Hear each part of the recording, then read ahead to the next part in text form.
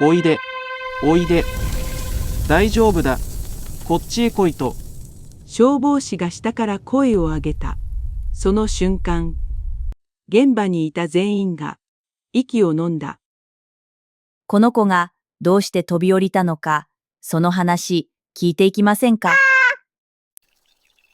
こら、どこから入ってきた？あっち行け！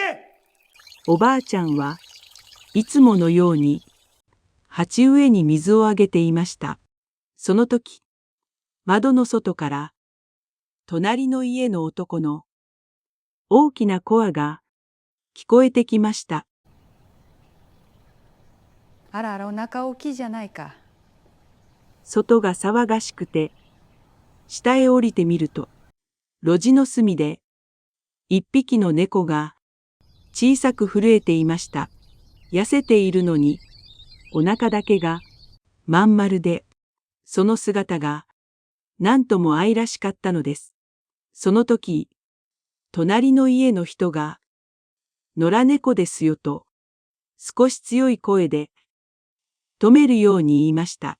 けれど、おばあちゃんは気にしませんでした。お腹の大きなその子を見過ごすことができなかったのです。おばあちゃんが近づくと、玉は見つめて、そっとついてきました。おばあちゃんの歓迎は想像以上でした。柔らかい布団を用意し、水の温度を気にして、ご飯も丁寧に準備しました。まるで本当の家族を迎えるように、玉は少し戸惑いながら、それでもその場所にいました。数日後、おばあちゃんはチュールを取り出しました。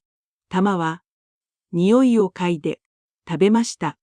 夢中で、その日から少しずつ距離が縮まりました。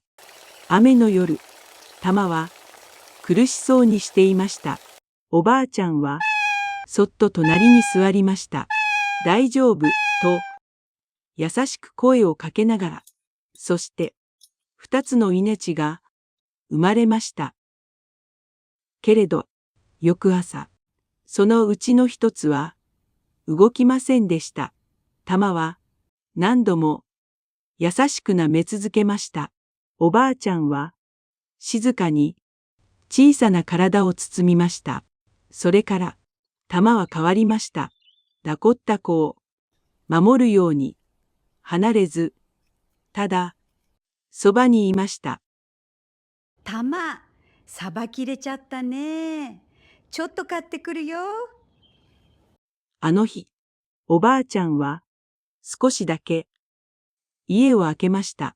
ほんの短い時間でした。その後、古い配線から火花が散り、小さな火が広がり始めました。玉はすぐに動きました。子猫をくわえ、窓へ向かいました。怖くても迷いませんでした。そして空へと飛びました。玉は無事に安全マットの上へ降りました。見守っていた人たちから大きな歓声が上がりました。その頃、買い物を終えたおばあちゃんは、家の前に広がる火事の光景に胸が締め付けられました。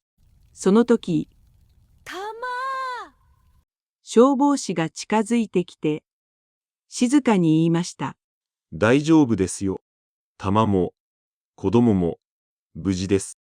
この子は子供をくわえて自分で飛び降りたんです。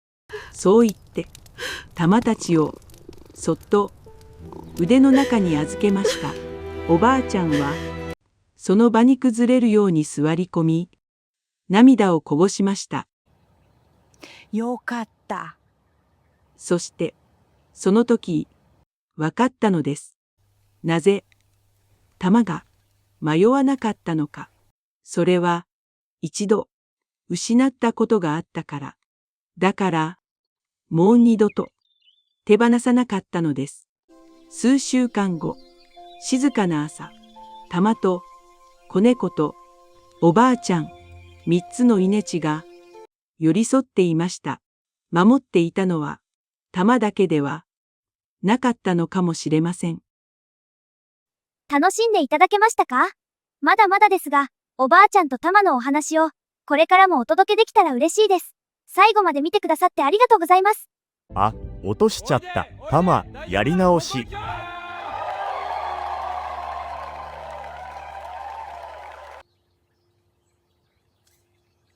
カット。タマ、それは違うよ。あらあら、セリフ忘れちゃったね。NG もう一回。チャンネル登録といいねしてくれると嬉しいよ。